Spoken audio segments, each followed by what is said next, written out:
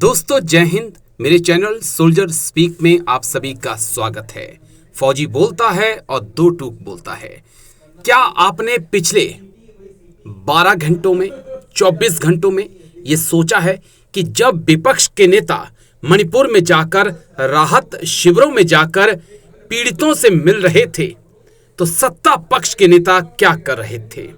Double engine की सरकार के नेता क्या कर रहे थे? जिन लोगों ने मणिपुर में जाकर वोट मांगे थे, जिनके बातों में जिनके झांसों में आकर मणिपुर की जनता ने वोट दिए थे, वो नेता क्या कर रहे थे? पहले ये मणिपुर से राहत कैंप की तस्वीरें देख लें, जहां 21 दलों के नेता पहुंचे और लोगों से बातचीत की, पीड़ितों से बातचीत की, उनके दर्द को समझा और कहा कि हम आपके साथ हैं। लेकिन सत्ता पक्ष के नेता क्या कर रहे थे वो देखिए। अब तो सबसे पहले बात प्रधानमंत्री मोदी की कर ली जाए। प्रधानमंत्री मोदी राष्ट्रीय शिक्षा नीति के 3 साल पूरे होने के अवसर पर शनिवार को अखिल भारतीय शिक्षा समागम के उद्घाटन कार्यक्रम में पहुंचे।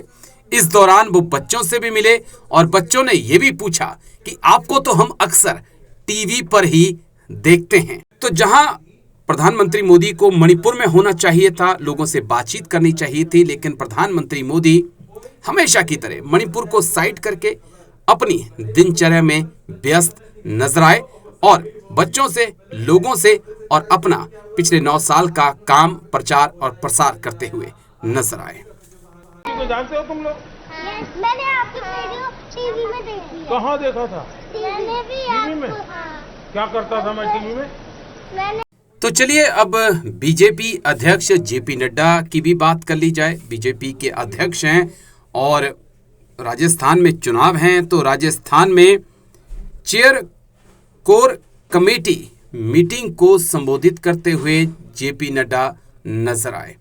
ये उस पार्टी के अध्यक्ष हैं जिस पार्टी की सरकार मणिपुर में है और मणिपुर पिछले 85 दिनों से जल रहा है। लेकिन जेपी नड्डा जी को भी यही पड़ी है कि मणिपुर तो हम जीत चुके हैं, अब राजस्थान को कैसे जीतना है उसकी चिंता की जाए, मणिपुर को भूल जाइए।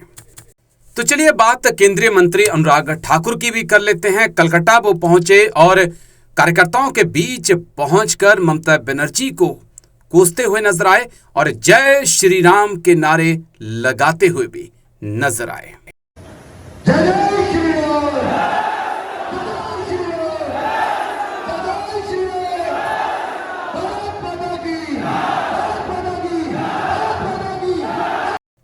तो केंद्रीय गृह मंत्री अमित शाह आज तमिलनाडु पहुंचे, रामेश्वरम टेंपल पहुंचे, वहां पे भगवान का आशीर्वाद भी लिया। आशीर्वाद के साथ साथ तमिलनाडु की राजनीति में कैसे कदम रखना है और दक्षिण का द्वार कैसे बीजेपी के लिए खोलना है, इसका चिंतन और मंथन भी करते हुए नजर आए। हालांकि गृह मंत्री अमित शाह गृह मंत्री हैं तो मणिपुर की जिम्मेदारी ज्यादा बनती है, लेकिन आप समझ सकते हैं कि चुनाव जीतना ज्यादा जरूरी है।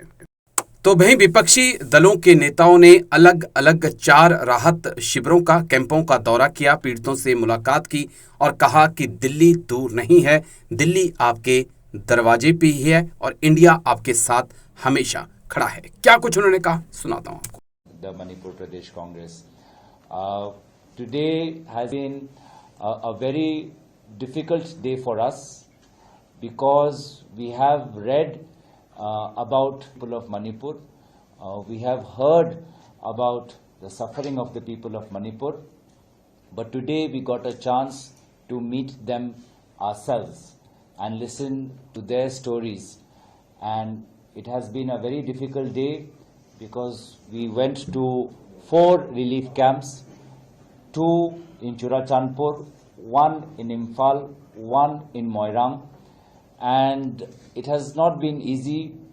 Many times women, while speaking to us, broke down.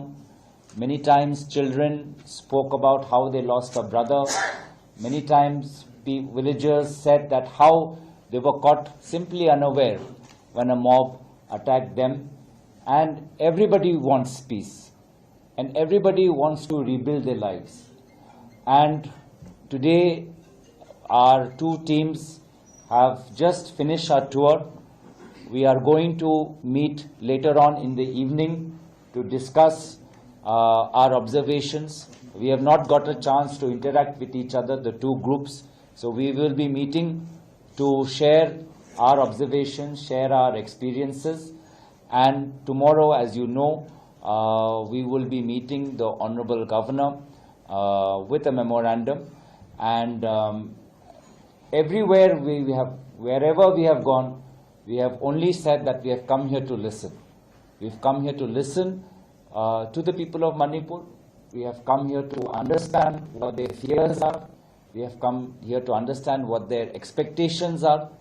And we will take that and reflect that in the Parliament and reflect that in our meetings. So that is all I wanted to say, and we hope